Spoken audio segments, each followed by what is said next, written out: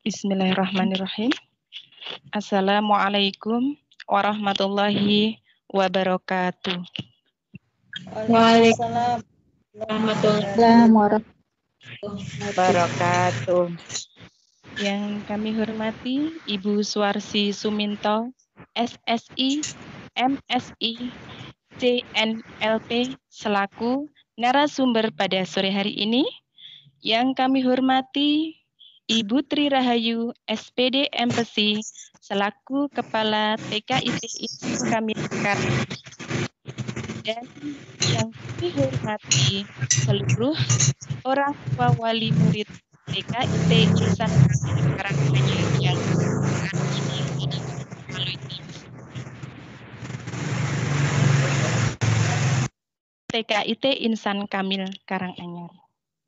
Pertama-tama, marilah kita panjatkan puji syukur kehadirat Allah Subhanahu wa Ta'ala yang senantiasa melimpahkan rahmat dan hidayahnya kepada kita semua yang berupa nikmat iman, Islam maupun kesehatan kepada kita semua.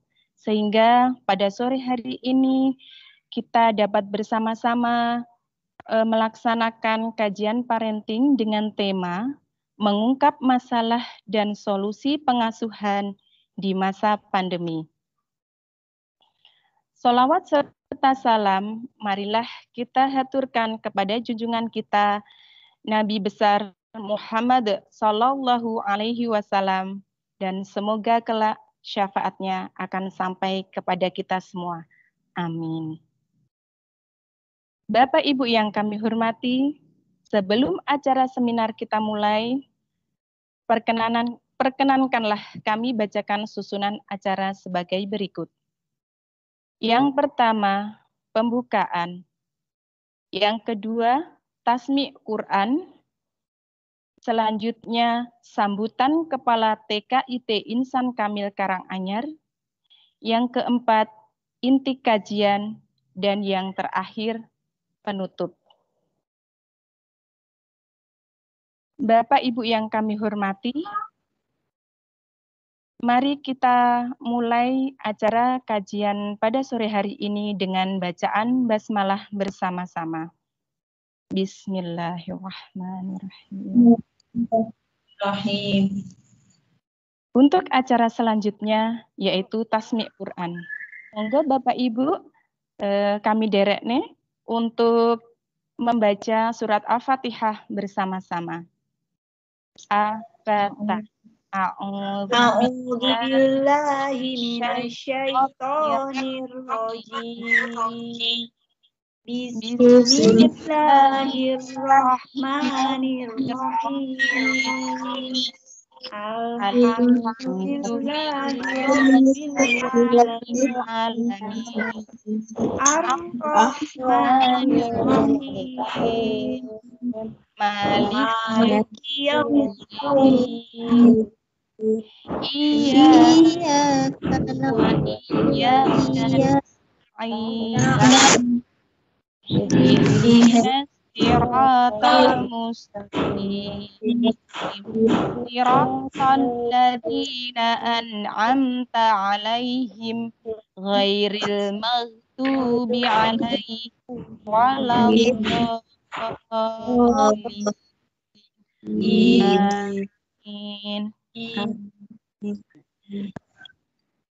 Baiklah, Ibu Bapak yang kami hormati,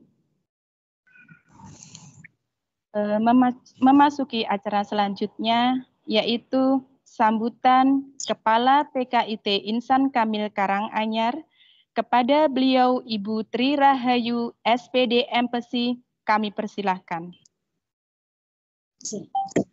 Cek. Suara saya sudah masuk ya Bu Dwi ya? Nggih, Bu. Okay. Yang kami hormati Ibu Suwarsi SSI MSI CNLP selaku narasumber kita pada sore hari ini. Yang kami hormati Bapak Ibu, orang tua, wali murid TKIT Insan Kamil Karanganyar, dan para guru TKIT Insan Kamil yang senantiasa saya cintai dan saya banggakan. Assalamualaikum warahmatullahi wabarakatuh. Waalaikumsalam warahmatullahi wabarakatuh. Alhamdulillahirabbil alamin wassalatu wassalamu ala asrofil anbiya'i wal mursalin wa ala alihi wa ashabihi ajmain. Rabbi israh li sadri wa yassir li amri wahlul 'uqdatam lisani yafqahu qawli amma ba'd. Bapak Ibu, alhamdulillah puji syukur kita panjatkan kehadirat Allah Subhanahu wa taala atas limpahan nikmat karunia yang diberikan kepada kita semua, sehingga dengan nikmat tersebut kita bisa berkumpul di sore hari ini. Alhamdulillah tidak hujan ya. Kalau hujan barangkali akan berpengaruh pada sinyal kita begitu. Karanganyar tidak hujan sih yang di Karanganyar. Tidak, Bu, cerah. Alhamdulillah, semoga tidak berpengaruh pada sinyal kita. Ya. Alhamdulillah, nikmat iman, nikmat Islam, nikmat sehat, dan masih alhamdulillah, dan masih banyak alasan-alasan kita untuk bersyukur kepada Allah, dan semoga dengan kesyukuran kita Allah semakin menambah nikmatnya kepada kita semua. Sholawat serta salam terlimpah curah kepada Nabi kita, Nabi Muhammad Sallallahu Alaihi Wasallam. Semoga kita bisa meneladani beliau dalam segala aspek kehidupan, terutama keteladanan dalam hal mendidik anak begitu ya. Dan semoga kita semua kelak dikumpulkan bersama beliau beserta orang-orang soleh lainnya di jannahnya Allah Subhanahu wa taala. Bapak Ibu yang kami hormati, kami ucapkan terima kasih jazakumullah khairan katsiran atas kerawuhan Bapak Ibu pada sore hari ini dalam acara kajian parenting bersama narasumber kita Ibu Suwarsi SSI MSI CNLP. Beliau, Bu Warsi, adalah pendiri ya sekaligus Kepala TKIT Insan Kamil yang pertama dulu sebelum kami, dan banyak sekali sepak terjang beliau begitu, terutama dalam hal konsultan keluarga, dalam hal pendidikan, pengasuhan anak begitu, dan saya yakin di antara Bapak Ibu sudah tidak asing lagi dengan beliau. Nanti kita akan menimba ilmu dari beliau, kita akan sharing bersama dengan beliau. Bapak Ibu yang kami hormati, parenting sore hari ini kita akan bersama-sama mengungkap permasalahan-permasalahan, kemudian solusi-solusi pengasuhan di masa pandemi COVID-19 yang saat ini masih kita hadapi begitu ya. Dan saat ini kita sedang berperang untuk melawannya. Supaya kita kemudian bisa menjadi pemenang, maka perlu bekal, dan salah satu bekal yang kita siapkan adalah bekal pengasuhan yang selaras dengan kondisi saat ini begitu ya. Dan Bapak Ibu, kita yakini bersama bahwa di balik ujian diberikan oleh Allah ini pasti ada hikmahnya begitu, dan ya meskipun kadang-kadang hikmah tersebut tidak bisa kita rasakan serta-merta saat ini begitu. Tapi yang jelas hikmah yang jelas-jelas kita lihat begitu ya, bahwa kita bisa berparenting setiap bulan dengan frekuensi yang lebih sering begitu ya. Kalau dulu barangkali parenting hanya bisa kita laksanakan selama 1 semester sekali begitu ya, dan sekarang sebulan sekali kita bisa ngangsu kawruh dengan para narasumber hebat begitu. Karena memang ilmu parenting senantiasa berkembang seiring dengan perkembangan zaman, dan mari kita bersemangat untuk berparenting, untuk menjadi sebaik-baik orang tua bagi anak-anak kita.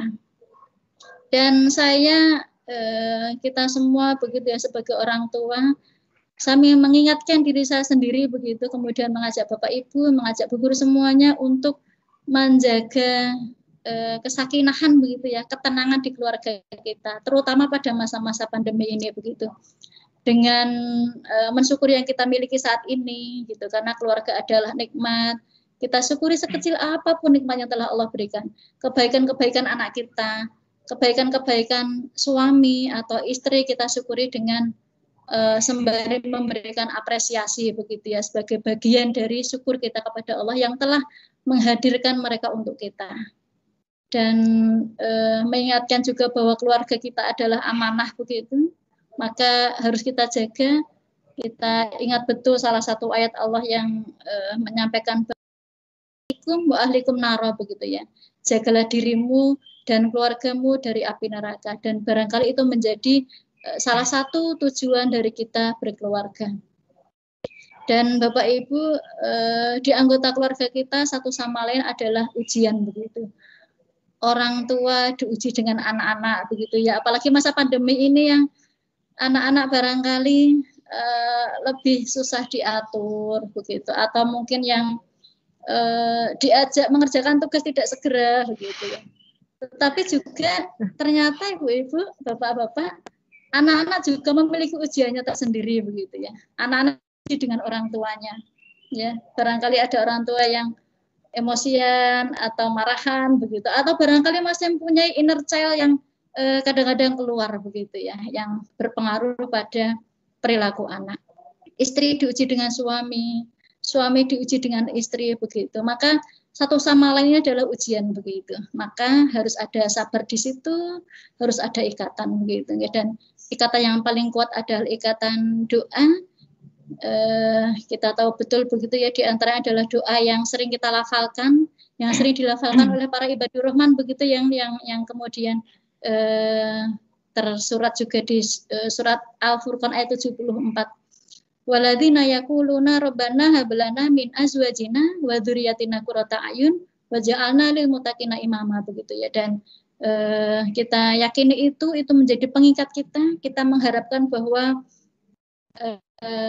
kita, kemudian anak-anak kita, istri, suami begitu bisa menjadi penyenang hati kita, menjadi imam bagi orang-orang yang bertakwa.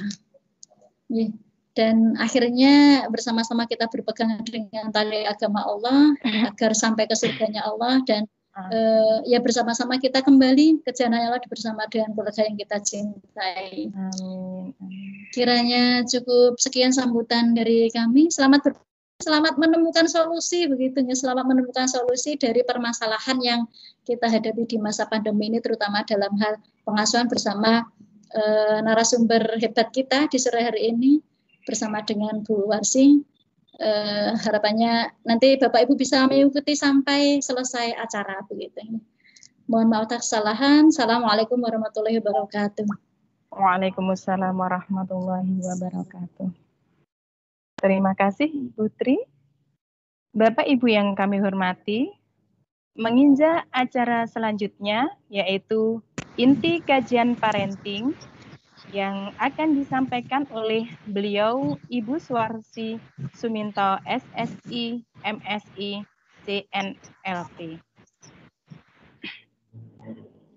Sebelum acara inti, akan kami bacakan kurikulum vitae beliau.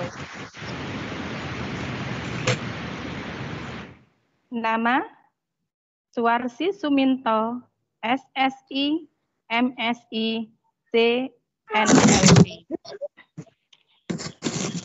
Tempat tinggal Kadipiro RT 3 RW 10 Bejen Karanganyar.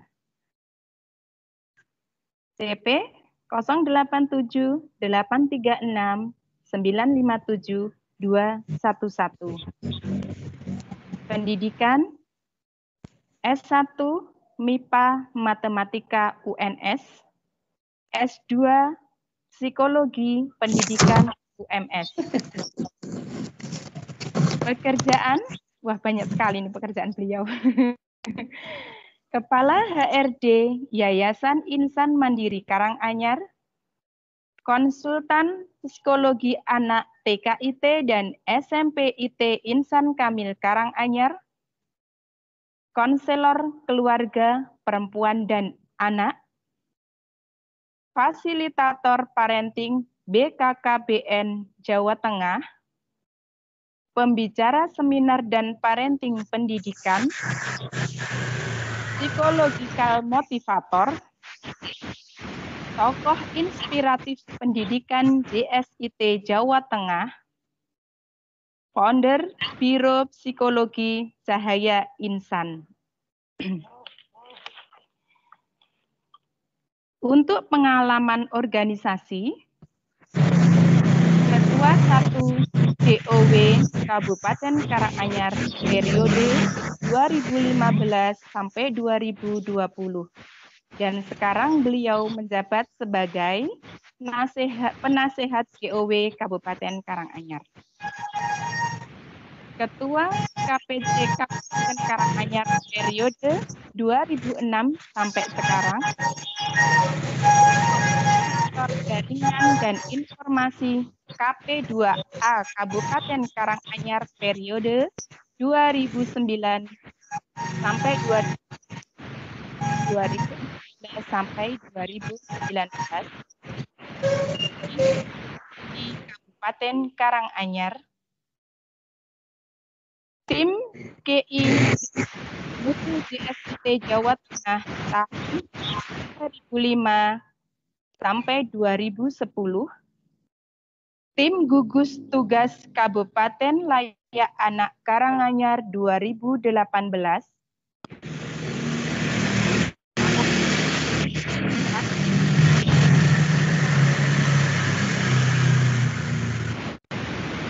Sudah saja kali ya?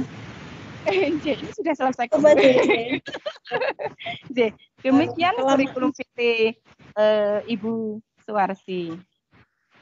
Menginjak acara inti, waktu dan tempat, kami serahkan sepenuhnya kepada Ibu Suwarsi untuk menjawab pertanyaan-pertanyaan dari orang tua wali murid sebagai permasalahan pendampingan di masa pandemi ini.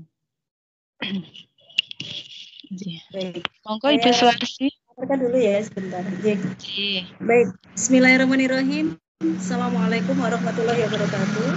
Waalaikumsalam warahmatullahi wabarakatuh. Suara saya bisa Bapak Ibu? Bisa Bu.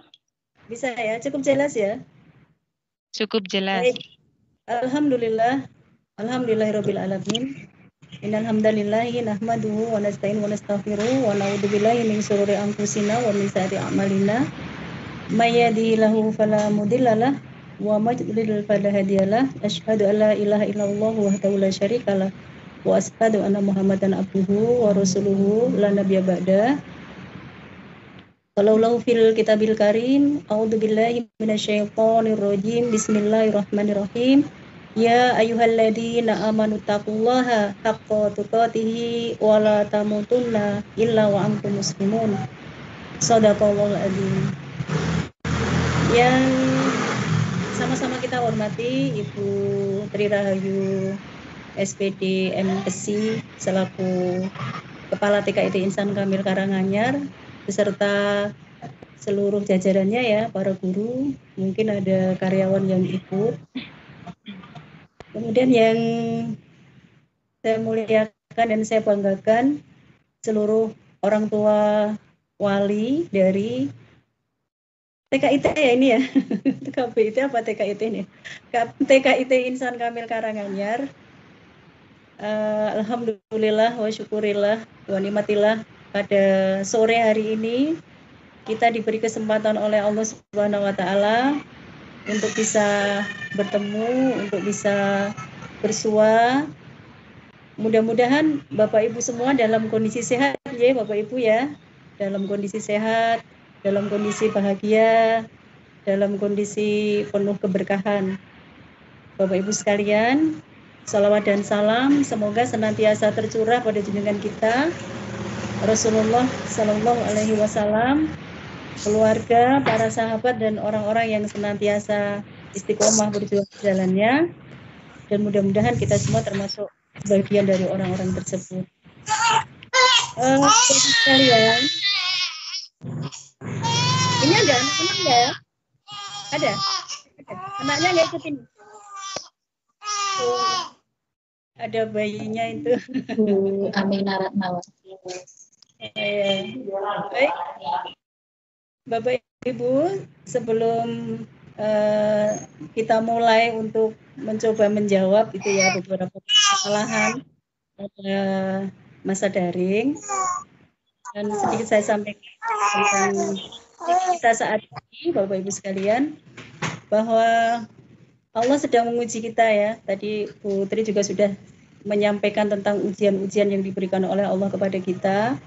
Tapi sekarang ini memang yang diuji bukan hanya kita ya, tapi seluruh penduduk di dunia gitu ya. Sekarang ini sedang diuji oleh Allah dengan adanya pandemi COVID-19.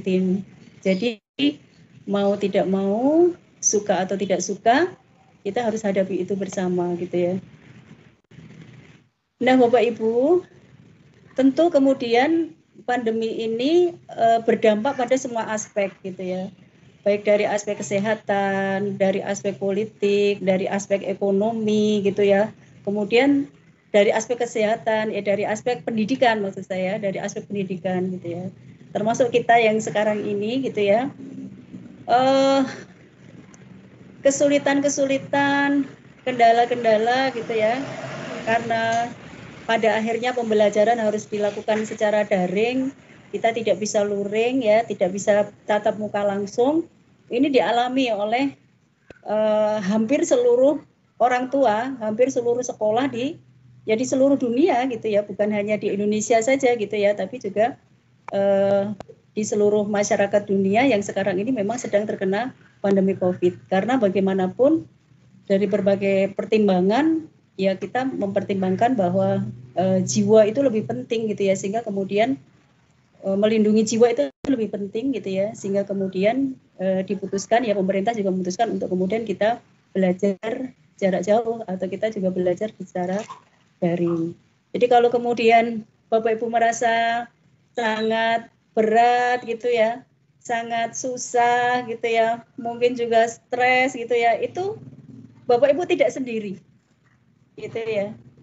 Ini yang stres bukan hanya Bapak Ibu Bu, jadi Bu guru itu juga mengalami kestresan tersendiri ya Bu Guru. Kepala sekolahnya juga mengalami stres tersendiri, pihak sekolah, pihak yayasan juga mengalami stres tersendiri, kemudian orang tua juga mengalami stres tersendiri, dan jangan lupa Bapak Ibu, anak-anak kita juga mengalami stres tersendiri dengan kondisi ini. Sehingga pada akhirnya kemudian mau tidak mau ya, suka atau tidak suka, kita ini harus bersama-sama gitu ya, bersama-sama bahu-membahu, bergandengan tangan untuk menghadapi kondisi kita ini. Karena kalau kemudian dibilang wah sengsara banget gitu ya, soro banget, yang sengsara bukan hanya kita.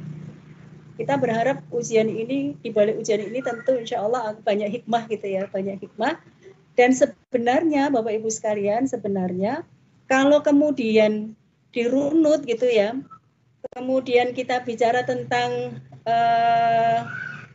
pendidikan yang berbasis fitrah gitu ya, sebenarnya pendidikan itu memang tanggung jawab orang tua gitu ya. Nah sekarang ini dikembalikan oleh Allah gitu ya. Berat nggak Bapak Ibu? Halo?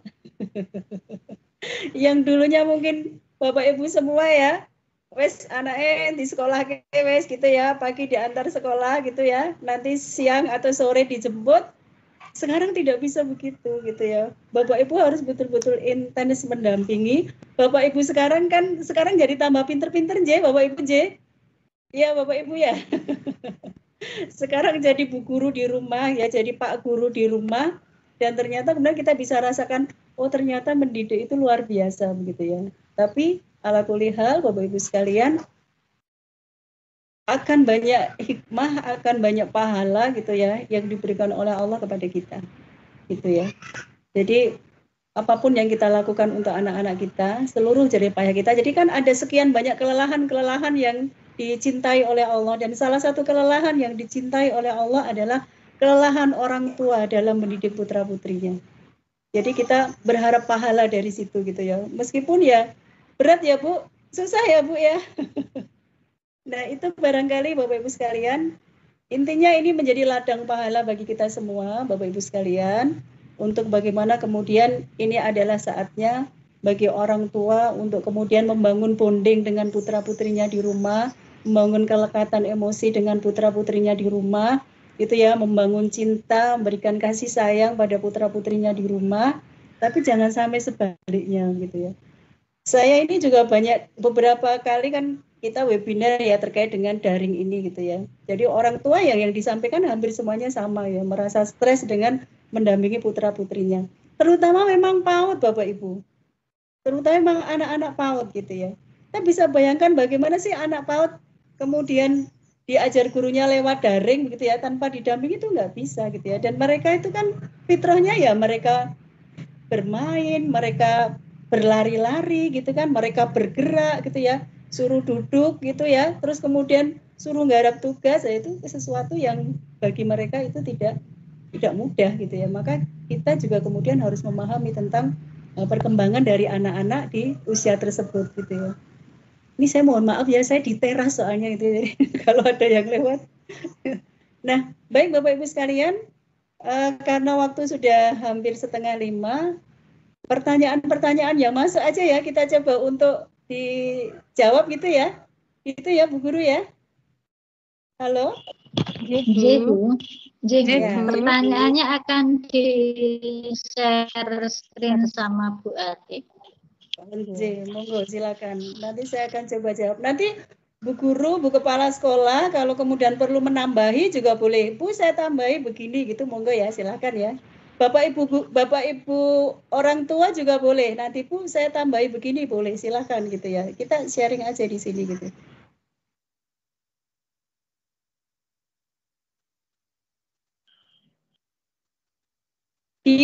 Tolong dibacakan ya. Bu. Ini ada pertanyaan dari Ibu Trimulyani, Ibunda dari Ananda Argin, kelas B2. Anak yang benar-benar nggak mau setor tugas apapun saat PJJ. Saya selaku ibu yang bekerja pulang sore, suami juga bekerja di luar kota. Sesekali muncul capek tenaga, capek pikiran, capek hati, juga benar-benar nggak sempat waktu pendampingan tugas anak-anak. Anak pertama kelas 5 SDIT dan anak yang kedua TKB.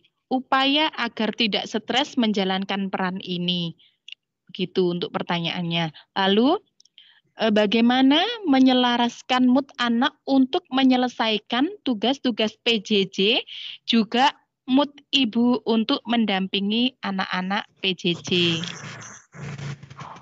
Dan bagaimana mengatasi kebosanan anak yang memuncak karena terlalu lama PJJ. Begitu Ibu pertanyaannya.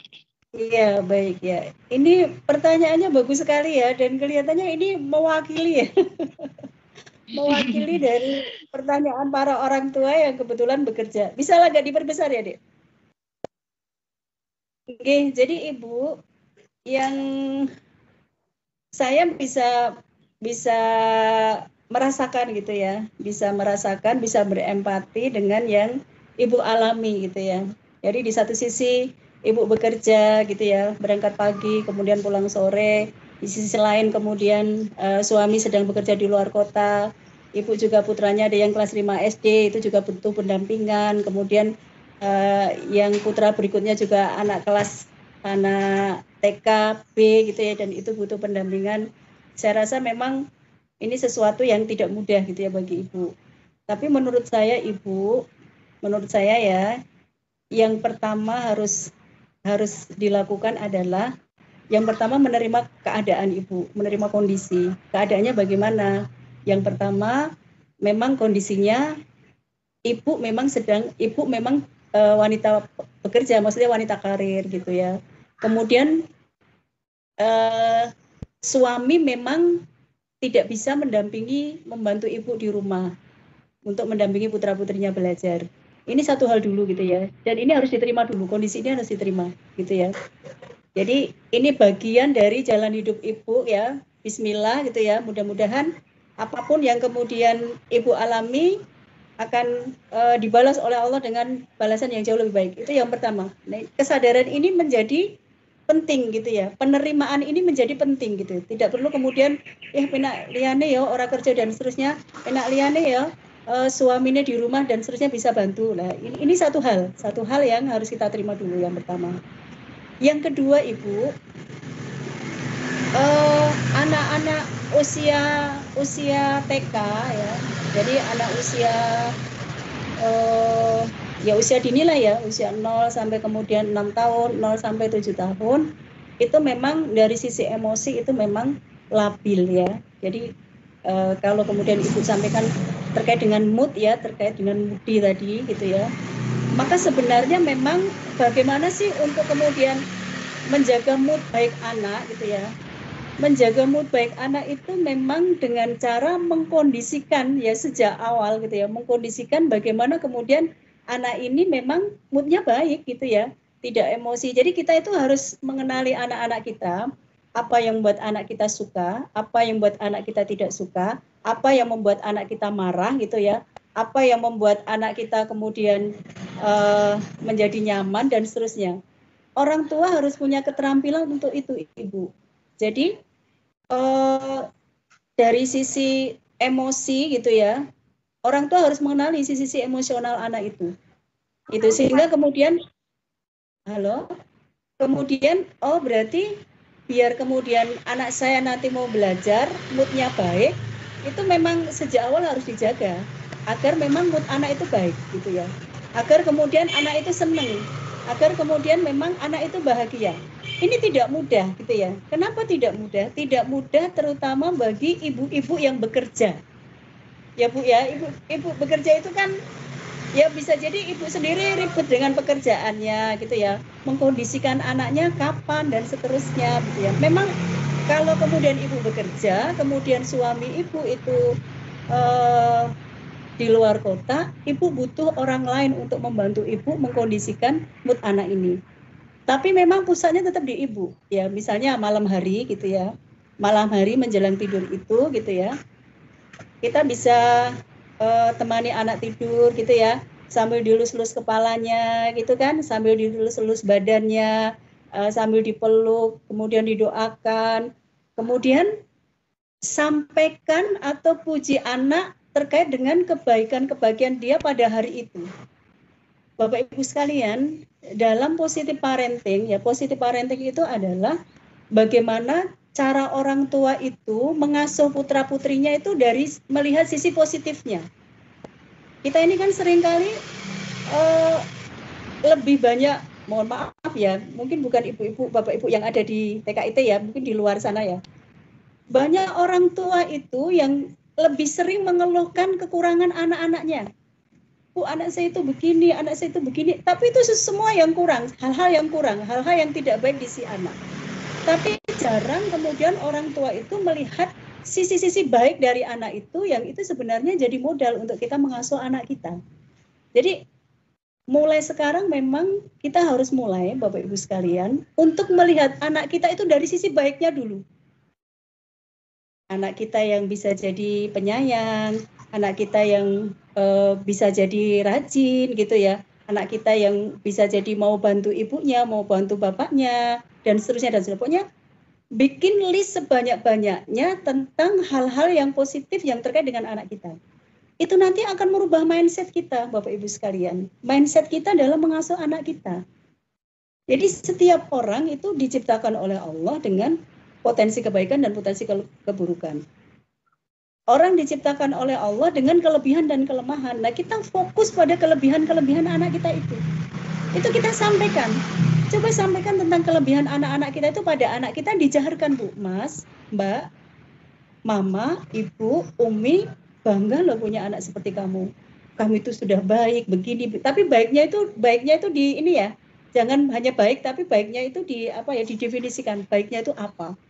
Itu akan merubah cara kita untuk mengasuh anak kita. Itu juga akan membuat anak kita itu merasa dihargai dengan kemudian kita sebutkan kebaikan-kebaikan dia itu gitu. Jadi harapannya kemudian dengan sering disentuh secara fisik, kemudian sering dimotivasi, sering diberi kata-kata yang positif gitu ya, kemudian sering didoakan gitu ya, maka anak-anak kita itu menjadi anak-anak yang mereka nurut sama orang tua gitu ya, karena ini basic gitu ya, ini hal yang mendasar gitu yang harus kita berikan sebagai orang tua, dan kita harus ridho dengan keberadaan anak kita itu bagaimanapun kondisi anak kita gitu. Jadi kalau kita bicara tentang bakat, tentang talent gitu ya, tentang potensi kebaikan, maka ya fokusnya adalah pada hal-hal yang lebih di anak-anak kita itu. Itu Bapak Ibu siapa tadi ya. Kemudian berikutnya adalah bagaimana terkait dengan kemudian mengejarkan tugas-tugas dan seterusnya.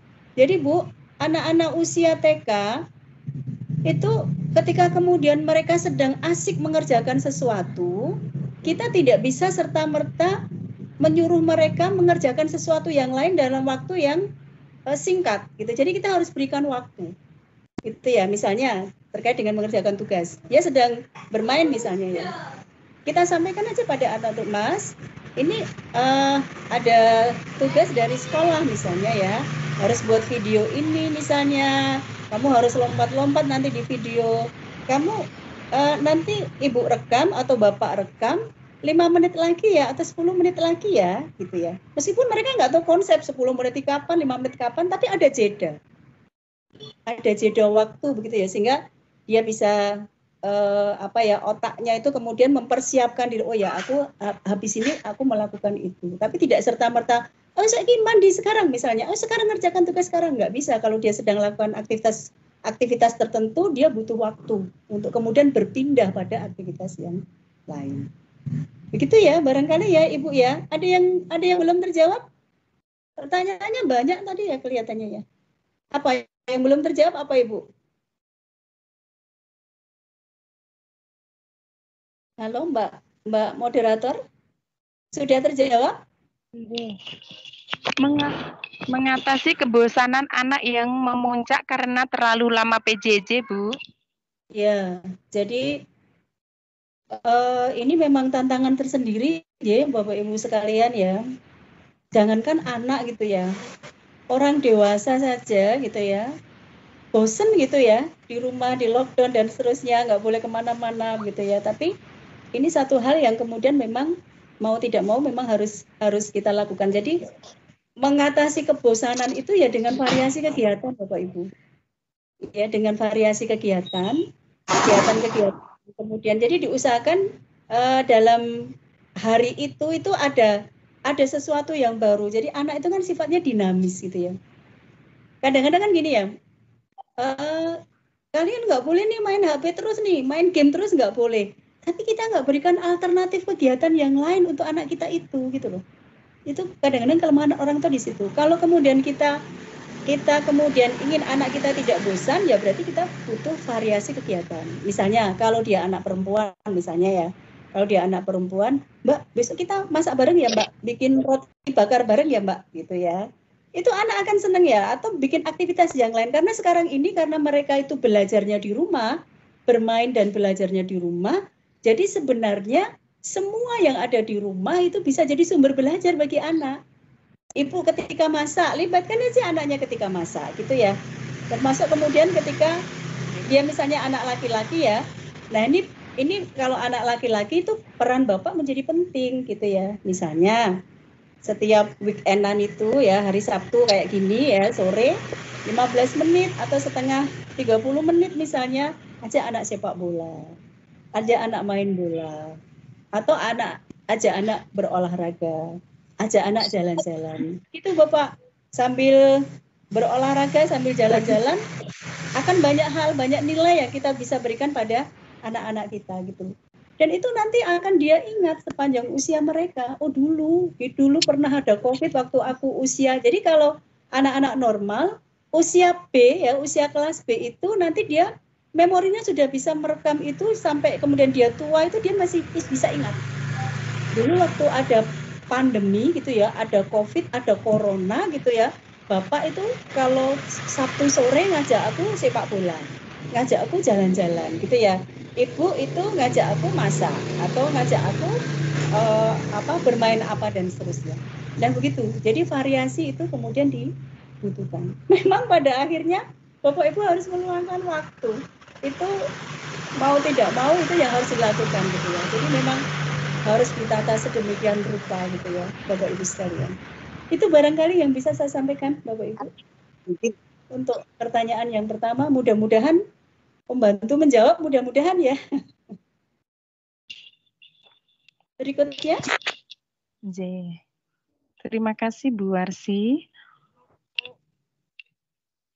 Oke, untuk pertanyaan selanjutnya dari Bapak Yuli Anjar Setiawan, orang tua dari Naufal Bagus Putra Setiawan kelas A3. Assalamualaikum Bu, mohon maaf mau bertanya, jika anak suka marah-marah tidak jelas alasannya dan sering susah diajak mengerjakan tugas, nanti di akhir dari semua itu nangis juga tidak jelas alasannya. Ini mungkin untuk solusi. Susah mengerjakan tugas sampai. Ora aku tak. Begitu Bu Arsi. Mungkin pertanyaannya ini karena anak sering marah-marah, tidak jelas alasannya dan susah untuk diajak mengerjakan tugas begitu. Iya. Baik, terima kasih ya Pak Yuli ya. Ini bukan Pak Yuli Bupati kita ya. Pak Yuli Anjar Setiawan, matur nuwun atas pertanyaannya. Jadi Bapak Ibu sekalian, kalau kemudian anak itu marah-marah gitu ya, tidak jelas, berarti sebenarnya dia ada kebutuhan yang belum terpenuhi. Gitu ya. Ada kebutuhan dia yang belum terpenuhi. Kadang-kadang memang anak-anak seusia itu memang belum mampu atau tidak mampu mengkomunikasikan apa yang diinginkan. Maka sebenarnya salah satu, sebenarnya kan ada, kalau saya nggak salah ingat ya, di kurikulum PAUD itu ya, saya sudah agak lupa ya Putri dan ibu-ibu guru TK ya, saking sudah lamanya nggak mempelajari kurikulum PAUD ya. Jadi kan sebenarnya di situ ada ada indikator mengenali emosi gitu ya, ada ya? Ya. Mengenali emosi diri ada ya? Ya. Jadi kapan dia marah, kapan dia sedih gitu ya, kapan dia bahagia, kapan dia senang gitu. Jadi sebenarnya salah satu cara ya yang bisa dilakukan oleh orang tua untuk kemudian anak kita bisa mengenali emosi dirinya itu gitu ya, dan kemudian ketika dia marah itu dia bisa menyalurkan emosinya dengan wajar, itu sebenarnya dengan bertanya Bapak Ibu sekalian, kamu hari ini bahagia enggak? Kamu hari ini sedih enggak? Gitu ya. Hari ini apa yang kamu rasakan? Itu sebenarnya cara untuk mendefinisikan dia sedih, apa dia bahagia, apa dia senang gitu ya. Kalau kemudian misalnya dia sedang bermain terus tertawa-tawa, itu Bapak Ibu bisa bantu dengan, kamu sedang bahagia ya Mas? Itu kemudian masuk dalam memori otak anak, kemudian oh kayak gini ini namanya bahagia gitu ya. Jadi menamai gitu ya. Jadi kalau ada anak-anak yang kemudian sering misalnya dia marah-marah yang tidak jelas, itu yang pertama itu memang ada kebutuhan dia yang tidak terpenuhi gitu ya. Dan kemudian dia tidak mampu mengkomunikasikan sakjane itu maunya dia itu apa gitu ya. Maka yang kemudian bisa dilakukan oleh orang tua membantu dia gitu ya. Meskipun nggak bisa instan ya Bapak Ibu ya, nggak bisa instan misalnya pas saat itu marah-marah, kamu tuh sebenarnya maunya apa sih? Bukan begitu gitu ya. Coba sekarang cerita maunya apa? Bukan begitu gitu ya. Tapi kalau kemudian dia pada saat dia marah-marah itu ya di ini dulu aja. Maksudnya ada beberapa apa ya, maksudnya beberapa tipe anak yang berbeda-beda ya. Ketika dia sedang marah-marah, ada yang ketika kemudian dia dielus-elus, dipeluk, kemudian dirayu-rayu, itu dia bisa luluh gitu ya. Tapi ada yang model apa jinak-jinak merpati itu ya Bapak Ibu ya. Jadi nek pas marah-marah terus kemudian kita misalnya merayu-rayu, dia malah tambah marah-marah gitu ya. Malah tambah tantrum bisa jadi gitu ya. Maka kita juga harus bisa mengenali anak itu. Maka orang tua itu orang tua itu harus punya keterampilan ya. Keterampilannya apa? Keterampilan untuk memahami tentang pola emosi dari anak-anak kita. Gitu. Misalnya ya, apa yang buat dia marah? Jadi sebenarnya marah-marahnya dia itu kan, anak itu marah-marah itu kan sebenarnya tidak langsung ujuk-ujuk marah-marah, mesti ada sebabnya gitu. Nah, orang tua itu harus belajar untuk memahami pola ini, melihat pola ini gitu ya. Termasuk memahami karakter anak itu ya. Kenapa dia marah, kapan dia sedih, kapan dia seneng, apa yang membuat dia marah, apa yang membuat dia sedih, apa yang membuat dia seneng. Nah, itu orang tua harus memahami itu gitu ya. Mumpung masih kecil gitu ya, maka lebih mudah bagi orang tua untuk bisa mengenali itu. Nanti pada saat dia remaja, dia dewasa itu ya, nanti kita akan lebih kenal, oh polanya begini gitu ya. oh berarti caranya ngatasi anak saya yang ini begini. Kalau anaknya lebih dari 3 gitu, atau 4 itu nanti justru beda-beda ya, satu anak dengan anak yang lain itu beda-beda gitu. Cuman biasanya memang anak yang sering marah-marah itu satu hal yang kemudian bisa kita lakukan adalah memang sering memberi sentuhan secara fisik, Bapak Ibu. Jadi memeluk, mengelus gitu ya, memberikan sentuhan fisik itu bisa jadi bukan pada saat dia marahnya itu gitu ya, tapi bisa jadi pada saat dia sudah lerem atau kemudian pada saat malam harinya gitu ya, itu bapak atau ibu itu lebih sering gitu ya menyentuh anak-anak ini secara fisik. Kalau remaja itu mereka lebih senang disentuh dari punggungnya gitu ya, ilus-ilus punggungnya, punggung bagian belakang itu mereka lebih nyaman di situ. Nah kalau anak kecil, anak usia dini ini bisa dengan dipeluk, bisa dengan dielus gitu ya, kemudian didoakan. Nah, ini memang doa ini senjata kita Bapak Ibu gitu ya. Tapi saya pribadi gitu ya, saya pribadi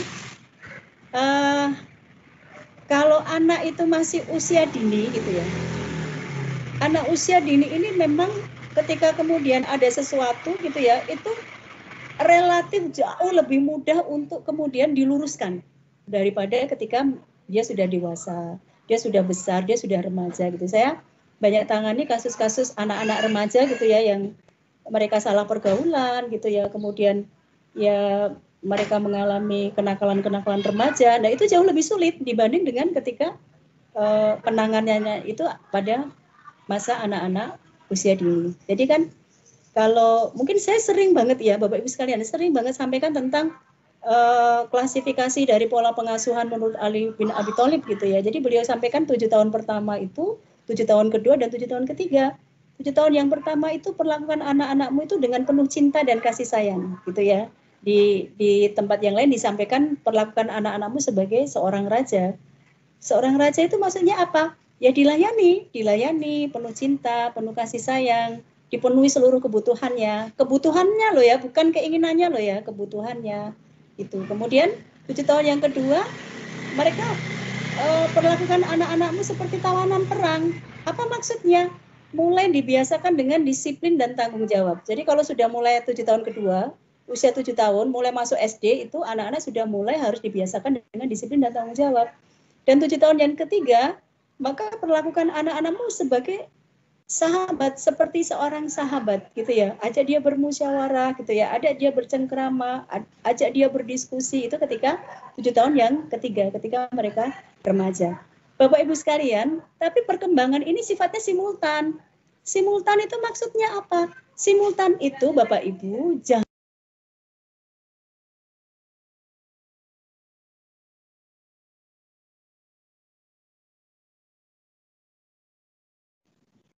Bu Warsi, mohon maaf suaranya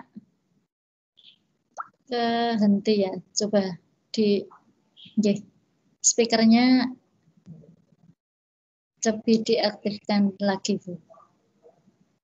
Oke. Mohon maaf ya. Jadi saya ngomong dari tadi nggak dengar ya? Dengar Bu, baru saja Bu. Yang setelah simultan. Okay. Oh setelah simultan. Jadi baik ya. Jadi sifatnya simultan. Simultan itu bagaimana? Simultan itu berkesinambungan gitu ya. Jadi Bapak Ibu jangan pernah berharap anak kita pada 7 tahun kedua itu kemudian dia akan gampang diatur, dia akan kemudian mudah disiplin, mudah tertib dan seterusnya. Kalau pada 7 tahun yang pertama itu panjenengan tidak memenuhi kebutuhannya tadi, cinta, kasih sayang, bonding, kelekatan, itu pada 7 tahun yang pertama tadi. Gitu. Nah kemudian juga jangan pernah berpikir bahwa nanti setelah remaja anak-anak kita itu bisa menjadi sahabat kita kalau kemudian kebutuhannya pada 7 tahun yang pertama dan kedua ini juga tidak terpenuhi gitu ya. Bagaimana kalau kemudian pada 7 tahun yang pertama kami belum sempat membangun bonding Bu, kemudian kita juga belum melekat secara emosi dan seterusnya, tidak ada kedekatan emosi, ya kemudian pada 7 tahun yang kedua ini kita lakukan itu. Tapi sekarang kan putra-putri panjenengan ada pada 7 tahun yang pertama ini nih gitu ya. Jadi ibu-ibu nih ya, kalau mau pergi, anaknya nangis gitu ya, minta ganduli roknya ya, minta ikut gitu ya. Kalau memang bisa diajak aja Bu. Itu. Jadi kenapa begitu Bu? Karena nanti ada satu saat di mana gitu ya, anak-anak kita itu nggak mau kita ajak Bu. Mereka akan tumbuh gitu ya, besar gitu ya. Nanti gantian kita yang merengek-rengek, ayo Dek, ayo Mas ikut. Enggak mereka nanti punya dunianya tersendiri. Nah, jadi gitu ya. Jadi agak panjang lebar ya Pak Yuli ya. Jadi silakan diidentifikasi gitu ya. Tapi memang ketika ada marah-marah yang tidak jelas itu biasanya memang ada kebutuhan dia yang tidak terpenuhi. Nah, kebutuhannya itu biasanya memang lebih ke arah cinta dan kasih sayang Bapak ya. Jadi silakan untuk dibangun itu bondingnya, kelekatannya begitu ya. Sering dipuji ketika dia berbuat baik gitu ya. Itu nanti insya Allah akan membantu. Dan jangan lupa ada 3 doa yang tidak tertolak. Salah satunya adalah doa orang tua untuk anaknya. Ini yang terus harus kita lantunkan ya, doa untuk anak-anak kita itu. Baik gitu ya, mudah-mudahan menjawab J, Pak Yuli J. Nanti kalau tidak puas boleh WA, nanti tak balas WA-nya Bapak Ibu semua. Nih, silakan berikutnya.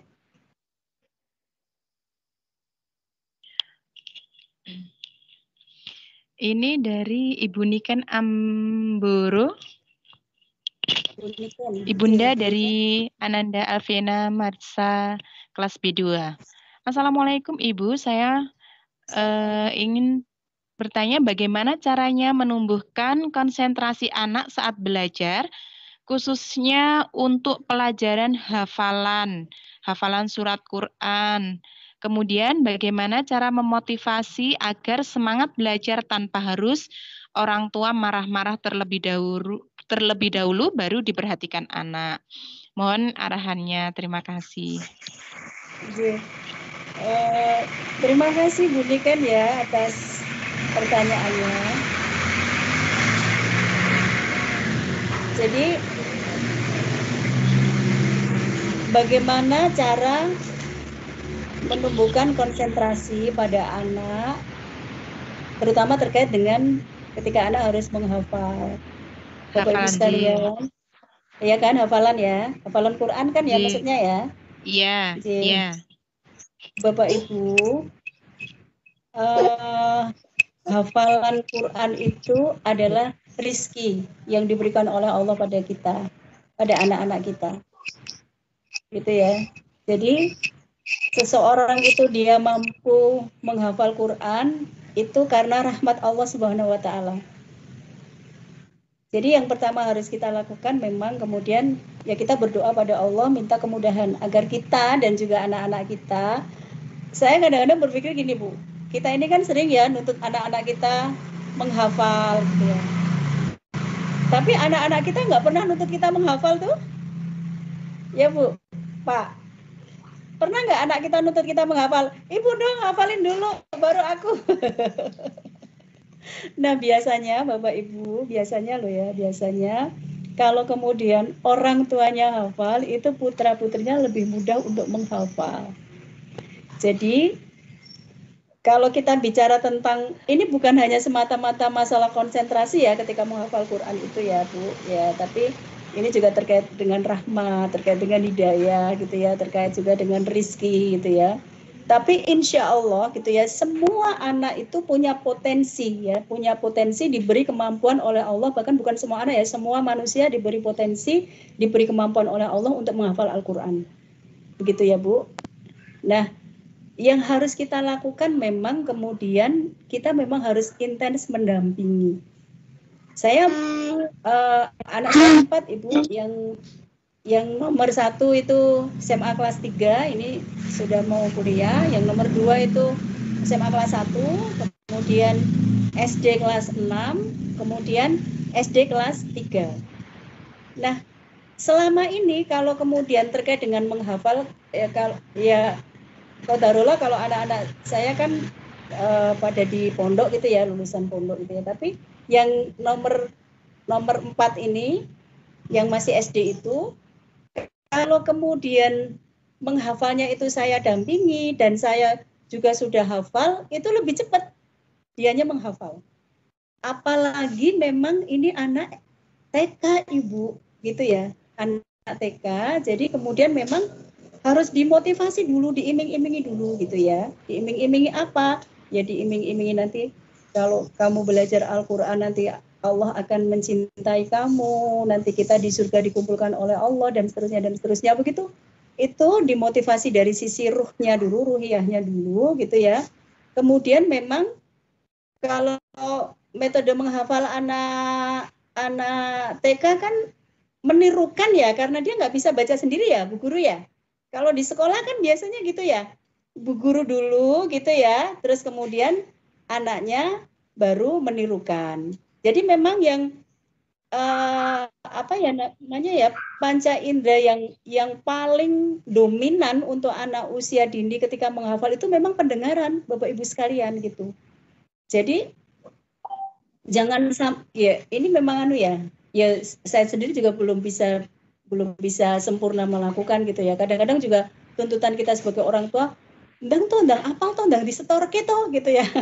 Konco-koncone wis do setor kabeh lah, kadang-kadang kan begitu ya. Koncone wis do setor kabeh, kamu juga harus setor. Nah, itu hal-hal semacam itu kadang-kadang bagi anak jadi beban. Jadi sebenarnya yang harus kita lakukan memang ya mendampingi dia menghafal itu, Ibu. Jadi kalau terkait dengan konsentrasi, memang pada anak usia dini memang konsentrasinya sangat pendek, Ibu. Sangat pendek sekali ya, apalagi pada anak-anak usia 4, 5, 6 tahun itu sangat pendek gitu ya. Sehingga memang bisa jadi ketika kemudian dia habis menghafalnya itu gitu ya, bisa jadi setelah dia diulang-ulang satu ayat diulang-ulang berapa kali, mungkin bisa jadi dia harus bermain dulu atau dia harus ngapain dulu gitu, ya diikuti aja dulu gitu. Yang penting pada saat menghafal itu disampaikan ke putranya, karena ini Al-Quran, ya kita harus takdim gitu, kita harus ihtiram, harus menghormati Al-Quran, karena ini kalam Allah, maka duduk yang baik. Tapi ketika dia kemudian sudah agak mulai bosan, dia boleh main dulu, nanti dilanjutkan lagi. Saya itu pernah mengunjungi satu tempat ya, rumah tahfidzul Quran ya, Bapak Ibu sekalian ya, yang muridnya itu anak-anak TK, Bapak Ibu, TK dan SD. Dan ternyata ustadznya itu ketika kemudian mendampingi anak-anak itu menghafal itu, anak-anak itu setelah menghafal, terus mereka berlari-larian di sawah di depan rumah tahfidzul Qurannya itu, lari-lari gitu ya. Terus ustadznya mengikuti, sudah ya, sekarang menghafal lagi ya gitu. Saya bayangkan ini ustadznya psikologis banget begitu ya. Dan lulus dari situ juga sudah banyak yang kemudian hafal juz 30 ya, karena itu anak-anak TK. Nah, saya juga bayangkan mungkin ibu atau bapak untuk seperti itu pekerjaannya banyak gitu ya. Tapi di sisi lain Bapak Ibu sekalian, kalau kemudian anak kita itu hafal satu ayat saja misalnya ya, perantaranya adalah kita, itu bisa jadi amal jariah bagi kita Bapak Ibu sekalian, Masya Allah gitu ya. Apalagi kalau kemudian sampai 1 surat, 2 surat dan seterusnya, itu karena kita. Kalau selama ini kan ketika belum daring kan atas bimbingan Bu Guru ya, maka Bu Guru tuh yang punya amal jariah gitu ya. Anak-anak TK sudah hafal sampai berapa surat dan seterusnya. Nah sekarang itu Allah berikan kesempatan pada orang tua untuk kemudian gitu ya, itu anak kita kok ya, anak kita, anak panjenengan sendiri gitu ya, panjenengan dampingi gitu ya, kemudian panjenengan bisa membuat anak-anak itu dengan perantara panjenengan mereka hafal Quran, itu jadi amal jariah yang luar biasa bagi panjenengan selaku orang tua. Saya pernah memoderatori seorang ibu yang putranya 11 dan 11-11-nya penghafal Quran, Ibu. Jadi sampai dengkul saya ini lemes sendiri begitu ya. Ketika ibu itu cerita bagaimana beliau mendidik putra-putrinya, mendampingi putra-putrinya sampai kemudian 11-11-nya itu hafal Quran ya, meskipun ada yang banyak yang sudah hafal 30 juz, tapi ada yang 15, ada yang 8, ada yang 7, tadi semuanya menuju ke 30 juz gitu ya. Tapi ibunya itu punya prinsip sama suaminya itu, bahwa kemudian anak itu dia harus bisa membaca huruf Al-Quran itu gitu ya, dari beliau berdua, ayah ibunya. Dan kemudian anak itu dia harus bisa hafal surat-surat pendek Al-Fatihah dan seterusnya itu harus dari orang tuanya, harus dari beliau berdua itu. Dan itu beliau terapkan ke 11 anaknya itu. Gitu ya. Sampai kemudian ketika kemudian sudah mulai usia sekolah, baru beliau carikan sekolah yang sesuai dengan visi misi beliau berdua. Sampai huruf apa ya, ABC itu apa namanya, huruf Latin ya? ABC itu namanya huruf Latin ya? Bu Guru. Itu huruf apa namanya? Huruf Latin ya? Sampai kedua orang tua ini, beliaunya ini juga menyampaikan anak saya itu harus bisa membaca huruf Latin juga dari kami orang tuanya. Sehingga bisa membaca Al-Quran itu dari orang tuanya ini, bisa membaca huruf Latin juga dari orang tuanya ini. Wah, itu Masya Allah sekali gitu ya. Dan beliau punya kurikulum keluarga gitu. Maksudnya saya sendiri belum bisa seperti beliau berdua ini, tapi kita bisa ambil hikmah dari beliau berdua ini. Gitu ya, barangkali ya Bapak Ibu sekalian ya. Mudah-mudahan cukup menjawab pertanyaan gitu ya.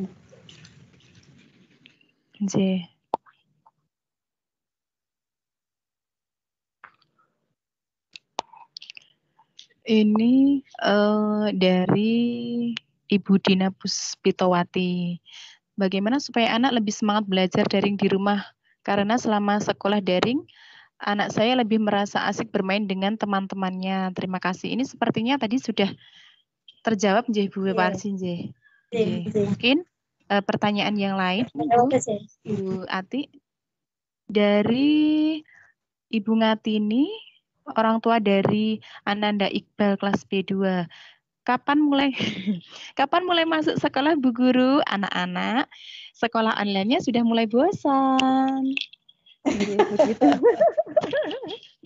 Sudah kangen sekolah ternyata. Ya betul ya. Jadi ya sebenarnya semua anak merindukan sekolah. Bu gurunya juga sudah merindukan anak-anaknya ya. Jadi betul. Semua rindu untuk bertemu ya. Tapi karena kondisinya masih seperti ini, ya kita menunggu ya sampai kemudian kondisinya aman. Kita berdoa saja mudah-mudahan pandemi segera berlalu ya Bapak Ibu sekalian gitu ya. Sehingga anak-anak kita juga segera bisa sekolah seperti biasa, bertatap muka, bertemu dengan guru-gurunya. Karena kalau anak-anak usia dini itu memang lebih ke arah pembiasaan Bapak Ibu sekalian ya. Jadi kalau daring itu kan kadang-kadang terkait dengan knowledge gitu ya, pengetahuan gitu ya. Padahal anak-anak itu butuh pembiasaan gitu kan. Pembiasaan yang diberikan oleh pada saat usia dini itu nanti kalau sudah besar akan jadi kebiasaan gitu.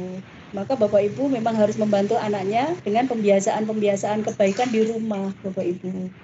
Itu makan sendiri gitu ya. Kemudian minum sendiri, bisa lepas baju sendiri gitu ya. Kemudian bisa melipat selimut gitu ya. Kemudian membiasakan dengan ibadah-ibadah di rumah ya bersama orang tuanya, itu pembiasaan gitu.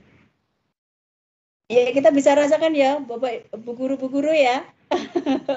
Beratnya kita bisa sama-sama rasakan ya. Rindunya juga bisa sama-sama dirasakan gitu ya. Gitu ya Ibu ya. Kita berdoa aja mudah-mudahan segera berlalu. Oke, sudah habis pertanyaannya? Sepertinya masih, Bu. Ya. Sampai jam berapa ini ya? Kalau di jadwal sampai jam 5. Oh, iya. Tapi ini masih ada beberapa pertanyaan. Ya, baik. Ini dari Bapak Muhammad Ihsan Mustafa, orang tua dari Mbak Hana Rizka B1. Sebagai orang tua yang keduanya bekerja di luar rumah, mohon saran bagaimana caranya mengatur waktu yang tepat untuk mendampingi anak-anak dalam belajar. Mengingat kondisi waktu yang terbatas, baru selepas maghrib bisa mendampingi anak-anak. Sedangkan pada kondisi tersebut biasanya anak-anak sudah dalam kondisi yang lelah dan ngantuk. Begitu. Ya, membagi waktu. Ini Bapak Muhammad Ihsan, pertanyaannya bagus sekali ya. Dan jawabannya juga susah itu ya Pak Ihsan ya. Jadi kan dua orang tua ya memang daring ini ya tantangan yang sangat luar biasa dan sangat berat memang terutama bagi orang tua yang bekerja. Orang tua yang dua-duanya bekerja ya, ayah ibunya bekerja karena kan memang otomatis kemudian kalau kemudian misalnya ya, kalau sekarang kan banyak yang daring dilakukan pada pagi hari ya, 7:30 sampai jam berapa dan sekian gitu, itu yang kemudian ya tidak memungkinkan gitu ya. Tapi memang kalau kondisi seperti itu memang pada akhirnya memang harus butuh dibantu Bapak gitu ya. Jadi memang butuh bantuan.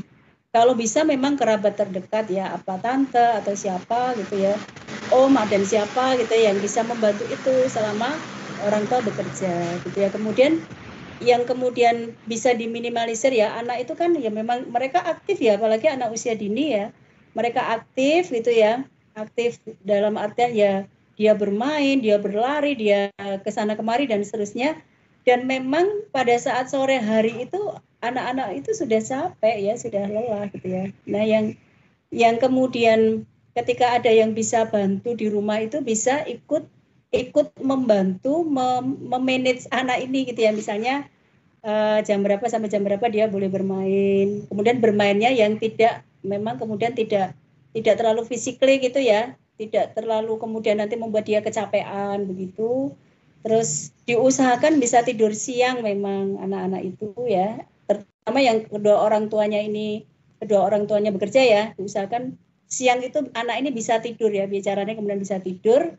Nah harapannya nanti kemudian maghrib itu setelah maghrib itu ya meskipun capek tapi tidak capek banget gitu ya, tidak capek banget, nanti kemudian bisa dipakai untuk ya berapa persen lah itu ya, kemudian untuk bisa apa ya, kalau kemudian misalnya ada tugas atau kemudian ini sebenarnya kan yang penting itu kan sebenarnya bukan mengerjakan tugasnya ya, tapi yang penting itu sebenarnya lebih ke arah perilaku ya, jadi tanggung jawab bahwa kemudian mengerjakan tugas itu bagian dari cara dia belajar untuk bertanggung jawab. Jadi sebenarnya gitu. Saya mohon maaf ya, ada beberapa orang tua gitu ya, bukan orang tua di sini sih ya, itu yang sharing ke saya itu begini, karena tugasnya banyak ya tak kerjakan semua aja Bu, terus tak foto begitu ya. Jadi yang ngerjakan tuh orang tuanya. Sebenarnya bukan itu ya. Tujuannya bukan itu ya. Tujuannya sebenarnya lebih ke arah bagaimana anak-anak ini belajar. Dia belajar bertanggung jawab gitu ya. Kemudian bisa jadi pada saat ada penugasan itu, penugasannya untuk anak-anak TK ya, dia kemudian penugasan secara fisik ya, kemudian dia bisa apa ya merangsang untuk motoriknya dan seterusnya. Itu yang lebih penting itu ke arah sana gitu ya. Terus kemudian Bapak Ibu yang bekerja ini harapannya ya itu tadi, kalau sore hari gitu ya, usahakan memang Bapak dan Ibu juga sudah fresh gitu ya. Bapak Ibu jangan jadi ini, kalau kita dampingi anak kita gitu ya, dampingi belajar, dampingi bermain gitu ya, itu memang kita sendiri harus siap.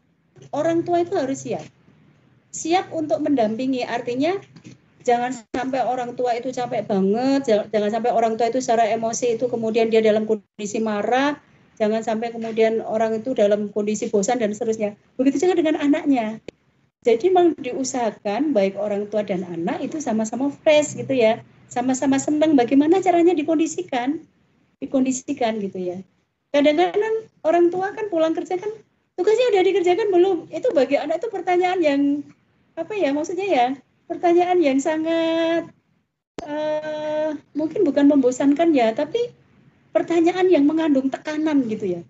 Jadi kalau orang tua pulang bekerja, jangan yang ditanyakan langsung tugas pada anak ya, tapi tanyakan kondisi anak. Kamu tadi seharian main apa Mas? Seharian main apa Dek? Gitu.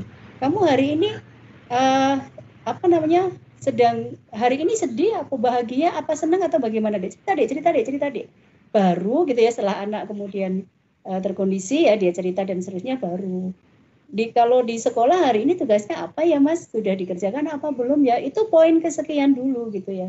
Tapi kebanyakan orang tua, ya bukan hanya orang tua TK ya, orang tua SD juga begitu. Sudah dikerjakan apa belum? Ayo nanti dikerjakan. Nah itu loh. Jadi cara kita gitu ya, cara kita ini menyuruh anak, bertanya pada anak, itu yang kadang-kadang membuat anak itu menjadi apa ya, berkontribusi untuk anak itu tidak senang belajar. Coba dirubah caranya gitu ya Bapak Ibu sekalian. Sekarang saya tanya sama Bapak Ibu. Dulu ya waktu kita sekolah, Kalau pas jam kosong, terus bu gurunya bilang gini, anak-anak hari ini karena ada temannya bu guru yang meninggal dunia, maka anak-anak pulang pagi. Kira-kira responnya gimana Bapak Ibu? Yeay. Pulang atau rapat gitu ya, karena Bapak Ibu guru ini mau rapat, maka anak-anak pulang pagi. Kira-kira responnya gimana? Senang nggak Bapak Ibu? Senang, Iya. Senang ya, senang banget gitu ya. Itu sebenarnya salah satu indikasi kita ini juga nggak senang belajar. Halo, Bapak Ibu yang yang sekarang masih kuliah bisa jadi gitu ya, belajar senang nggak? Nah, kenapa sebagian besar anak-anak kita itu kalau mendengar kata belajar itu terbebani? Merasanya terbebani. Belajar itu bagi mereka tidak menyenangkan. Belajar itu bagi mereka membosankan. Belajar itu sesuatu yang tidak asik gitu ya. Itu karena pengalaman gitu ya. Pengalaman mereka, pengalaman yang bagaimana? Pengalaman karena banyak dari orang tua yang ketika menyuruh mereka belajar itu dengan cara yang tidak menyenangkan bagi mereka. Maka itu yang kemudian harus dirubah. Pernah nggak Ibu nyuruh anaknya, Mas, kamu ngerjain PR, Umi bikin kentang goreng ya, nanti kamu ngerjain tugas, Umi bikin kentang goreng, habis itu nanti kamu sambil belajar, sambil Umi bikinkan makanan ini. Kira-kira anak seneng nggak Bu gitu Bu? Daripada kemudian kita ngomongnya adalah gitu ya, sinau, cepat kadang sinau gitu ya. Ora gelem sinau, main HP aja. Masuk nih ke dalam telinga anak kita. Aduh, nek belajar kok caranya menyuruh kok nggak enak ya. Kayak gitu-gitu. Coba deh Bu ya. Kan kita kadang-kadang harus tepo gitu ya. Tepo dengan diri kita sendiri begitu ya. Jadi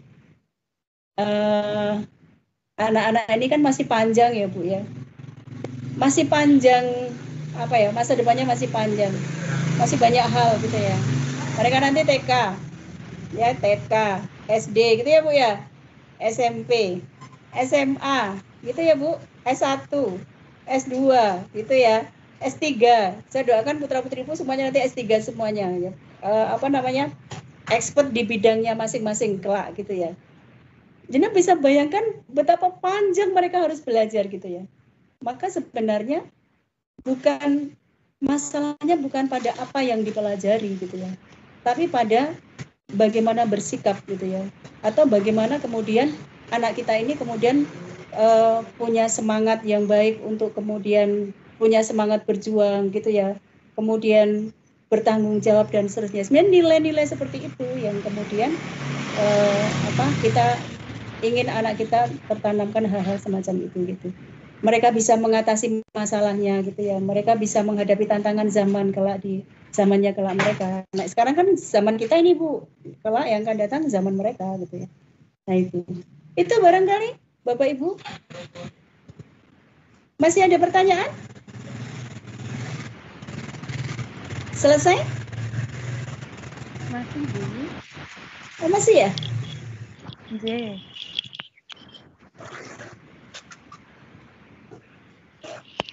Ini dari Ibu Uswatun Hasanah, orang tua dari Ananda Gibran. Apa saja tips berkomunikasi dua arah dengan anak yang bisa menumbuhkan cepat tanggap anak, yang bisa meningkatkan berpikir kritis anak dan membuat anak bekerja sama dengan orang tua? Dan tolong diberikan contohnya. Oh iya. Pertanyaannya bagus sekali. Ini yang bisa jawab guru-guru itu sebenarnya ya. Bu Uswatun gitu ya. Bagaimana cara berkomunikasi yang efektif dengan anak gitu ya. Jadi yang pertama, kalau kita bicara tentang teori ya, kalau bicara dengan anak itu kita harus sejajar gitu ya. Jadi jangan sampai kita berdiri, anaknya juga berdiri, anaknya ngelangak gitu ya. Tapi kita yang apa itu namanya ya? Duduk sejajar gitu ya. Kepalanya sejajar begitu, ditatap matanya gitu ya. sini nak, coba lihat gitu ya. Kalau mama sedang bicara, coba lihat mama gitu kan. Coba lihat ibu, lihat umi gitu ya. Yang harus Mas lakukan adalah ya itu salah satu cara seperti itu ya.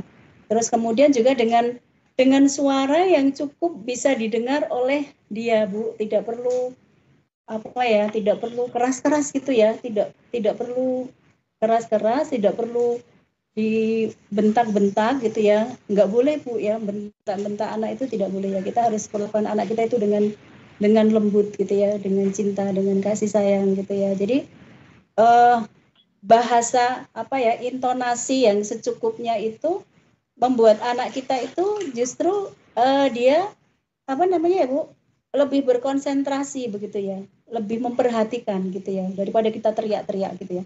Makanya kan ada ya pembelajaran di anak usia dini itu kan bu gurunya juga kalau ngajar kan pelan-pelan ya Bu Guru ya. Nah itu ternyata lebih efektif gitu ya. Jadi anak-anak kemudian karena Bu Guru itu kalau zaman saya dulu TK kan, kalau Bu Guru ngajar kan teriak-teriak ya. Wah, anak-anak. Sekarang enggak gitu ya, guru-guru sekarang kalau ngajari anak-anak TK itu dengan bahasa yang secukupnya, justru dengan begitu tuh anak-anak memperhatikan. Tanya aja sama bu guru TK itu ya Bu. Dan itu ternyata tidak melelahkan gitu ya. Tidak melelahkan bagi bu guru, terus kemudian bagi anak sendiri juga tidak merasa dibentak-bentak ya, tidak merasa juga suaranya terlalu keras dan seterusnya begitu ya. Jadi dengan sejajar itu, kemudian dengan intonasi yang pas gitu ya, dengan suara yang lembut gitu ya, suara yang enak didengar bagi anak kita gitu ya. Kemudian itu juga ada salah satu tips komunikasi itu, diantaranya memang jangan pernah bandingkan anak-anak kita Ibu dengan anak kita sendiri atau dengan anak orang lain gitu ya. Itu tidak boleh seperti itu. Dan kalau kemudian kita bicara dengan anak itu dengan lembut, itu anak merasa dihargai Ibu. Anak merasa dihargai, anak merasa dicintai. Bapak Ibu pernah nggak lihat share-sharean di WA itu loh, yang anak perempuan dibentak oleh ibunya, nanti Bapak pulang gitu ya. Terus kata anak kecil itu, oh, intinya jangan gitu, ngomongnya yang lembut, nanti Bapak pulang. Jadi sebenarnya setiap anak itu fitrahnya itu ya, dia tidak mau dikasari gitu ya. Bukan hanya anak, ibu aja. Saya tanya sama ibu-ibu yang ada di forum ini nih, Bu, pernah nggak dibentak suaminya, Bu? Halo? Alhamdulillah tidak. Oh, alhamdulillah tidak. Berarti alhamdulillah ya suaminya baik-baik gitu ya. Jadi kalau ibu aja ya misalnya nggak dibentak oleh suaminya, dibentak oleh orang lain saja, rasanya sakit nggak Bu? Sakit gitu ya. Rasanya nggak enak gitu ya. Dibentak oleh orang lain itu nggak. Begitu juga dengan anak kita. Nah itu terus kemudian diusahakan memang ketika kemudian berkomunikasi itu pesannya sampai Ibu. Jadi jangan panjang-panjang gitu ya. Jangan panjang-panjang gitu ya. Apa yang mau kita sampaikan pada anak itu tersampaikan dengan bahasa yang jelas gitu ya, singkat, karena dia anak usia dini. Kalau panjang-panjang itu nanti substansinya dia nggak ngerti gitu ya. Jadi misalnya kalau kita maunya anak kita itu misalnya kita ingin anak kita itu misalnya pada saat tidur siang itu dia nggak main-main gitu ya, kita sampaikan ke anak, mama mau gitu ya, Mas, misalnya Mas siapa gitu ya, mama mau Mas itu pada jam sekian misalnya tidur siang misalnya gitu ya, atau mama mau Mas kalau meletakkan sepatu itu ada tempatnya di situ Mas gitu ya. Jadi ya itu cara komunikasi dengan anak seperti itu. Terus apa lagi tadi? Pertanyaan berikutnya apa tadi? Pertanyaan Bu Uswaton yang bawah tadi apa, Bu? Ya, Bu. Sudah diberi contoh ya berarti. Sudah, Oke. Ya, kayak gitu ya, Ibu ya. Sudah selesai? Sepertinya masih satu, Bu. Masih satu, Bu. Ya. Ini dari Ibu Nur Kumalasari, orang tua dari Ananda Faidan, kelas B1. Bagaimana cara melatih anak agar bisa bertanggung jawab terhadap apa yang menjadi kewajibannya, misal belajar, sholat, atau membereskan mainan, dan lain-lain. Untuk pertanyaan yang selanjutnya ini tadi sudah terjawab begitu. Baik, bagaimana mengajari anak gitu ya, atau bagaimana anak bisa bertanggung jawab gitu ya, terhadap apa? Terhadap apa yang menjadi kewajibannya, misalnya belajar, sholat, maupun yang lainnya gitu. Oke. Baik, Ibu, satu hal yang harus sama-sama kita pahami gitu ya. Jadi anak kita ini anak usia dini, masih usia dini begitu ya. Jadi kembali lagi anak usia dini itu cara kita untuk ngajari mereka itu dengan pembiasaan. Gitu ya. Kalau terkait dengan bagaimana dia kemudian bertanggung jawab misalnya ya. Maka ya pelan-pelan memang Ibu. Sampai sekarang aja banyak orang dewasa yang nggak bertanggung jawab ya Bu ya, sampai mereka besar dan seterusnya gitu ya. Maka sejak kecil itu caranya kita ngajari ya dengan dibiasakan. Contohnya misalnya kalau bangun tidur misalnya ya, kalau bangun tidur Mbak, bangun tidur itu yang harus dilakukan adalah gitu ya, melipat selimut dulu. Terus kemudian merapikan tempat tidurnya. Ya semampunya dia Ibu, mungkin ngelempitnya juga tidak serapi Ibu, nggak apa-apa gitu ya. Ngelempitnya asal-asalan maksudnya nggak serapi Ibu, nggak apa-apa gitu ya. Terus kalau terkait dengan sholat Ibu, itu memang kemudian harus bersama-sama dengan kita gitu ya, bersama dengan ayahnya. Jadi pada saat kita sholat subuh misalnya ya bareng-bareng kita sholat berjamaah. Kita sholat duhur misalnya, kalau bisa berjamaah kita berjamaah, sholat maghrib dan seterusnya begitu. Jadi anak itu dia akan merasa ringan ketika dibersamai Ibu. Pada usia-usia segini itu memang ya karena pembiasaan tadi ya, pembiasaan kemudian dibersamai oleh orang-orang dewasa di sekitarnya, dalam hal ini orang tua. Kita tidak bisa menyuruh anak misalnya, ayo Mas ke masjid ini, sudah adzan ini ke masjid itu, ke masjid ini misalnya gitu ya. Tapi ayahnya nggak ke masjid misalnya, itu nggak bisa ya, ayahnya yang harus ngajak, ayo Mas kita ke masjid bareng ya Mas, bareng ayah ya Mas, bareng bapak ya Mas, misalnya begitu. Jadi hal-hal seperti itu nanti akan jadi kebiasaan bagi anak, karena sampai nanti dia usia sebelum dia balik gitu ya, sebelum dia balik yang bisa kita lakukan itu membiasakan mereka dengan kebaikan-kebaikan gitu. Itu Imam Al-Ghazali juga sampaikan bahwa anak-anak yang kemudian mereka dibiasakan kebaikan oleh keluarganya ya, oleh orang tuanya, nanti mereka akan tumbuh dalam kebaikan gitu. Jadi yaitu tadi anak akan merasa ringan ketika kemudian memang dibersamai oleh orang tuanya ketika dia lakukan hal-hal seperti itu. Nah setelah kemudian dia balik, dia sudah akan terbiasa Ibu. Meskipun bisa jadi ya masing-masing tidak seindah teori gitu ya, bisa jadi sejak kecil dibiasakan, pada saat dia sudah balik pun juga masih harus tetap diarahkan ya. Namanya anak kan dia terus tumbuh dan berkembang gitu ya. Maka ya kita yang memang harus mendampingi dia gitu ya, sampai kemudian nanti apa yang kemudian harus dilakukan itu bisa dilakukan gitu. Tapi bahwa kemudian usaha kita sebagai orang tua sejak kecil yang menanamkan tadi ya pembiasaan kebaikan-kebaikan itu, insya Allah tidak akan ada yang sia-sia gitu ya. Gitu. Jadi nanti begitu dia kemudian sudah balik ya dia akan lakukan apa yang sudah dibiasakan pada saat dia masih kecil tadi gitu ya. Insya Allah begitu. Nanti seiring dengan pertumbuhan ya, perkembangan kognitifnya dia gitu ya. Kan sebenarnya pada saat-saat begini dia bisa jadi dia nggak ngerti kenapa sih harus sholat gitu ya, kenapa sih kemudian harus begini, harus begitu ya. Bisa jadi dia belum paham ya, karena memang kemampuan kognitifnya belum sampai di situ. Cuman kita memang pelan-pelan gitu ya memberikan pemahaman itu gitu ya, sampai pada satu saat nanti ketika kemudian kemampuan kognitifnya sudah sempurna, nanti kemudian dia sudah bisa mencerna, oh ya saya harus sholat karena ini bagian dari kewajiban saya sebagai seorang hamba gitu ya, menyembah Allah dan seterusnya dan seterusnya. Gitu ya Ibu ya.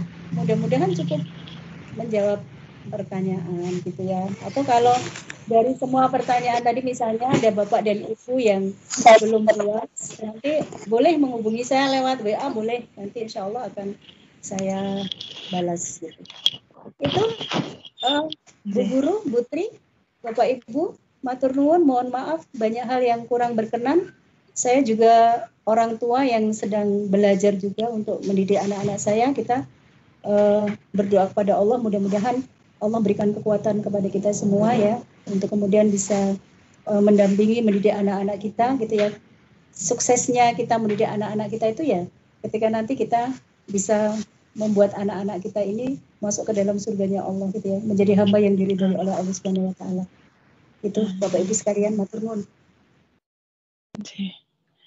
Bu Warsi, terima kasih banyak atas solusi-solusi yang diberikan. Semoga bisa menambah kemudahan kepada orang tua dalam mendampingi putra-putrinya di rumah. Begitu Ibu Bapak, alhamdulillah memasuki acara yang terakhir. Alhamdulillah seluruh rangkaian acara kajian parenting pada sore hari ini telah berjalan dengan lancar. Kami selaku pembawa acara mohon maaf apabila selama berlangsungnya kajian ada yang kurang berkenan, mohon dimaafkan. Akhir kata, billahi taufik wal hidayah. Wassalamualaikum warahmatullahi wabarakatuh. Waalaikumsalam warahmatullahi wabarakatuh. Ya, assalamualaikum. Waalaikumsalam Waalaikumsalam. Sami-sami. Foto Bu Warsi. Oh, foto dulu, Bun. Buka video dulu, kita mau foto. Oh, Ibu Bapak mohon bisa menghidupkan kameranya untuk berfoto bersama. Hitung sampai 3 nggih. 1, 2, 3. Sekali lagi. 1, 2, 3. Cheese. Ampun.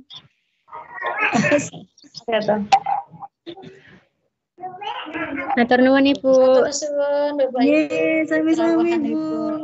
Ditunggu parenting Terima kasih berikutnya. Ayah Bunda. Terima kasih Ayah Bunda yang sudah meluangkan waktunya untuk Matur suwun Bu Warsi. mengikuti acara kajian pada sore hari ini. Terima kasih Bu Warsi. Terima kasih Bu Warsi. Sama-sama.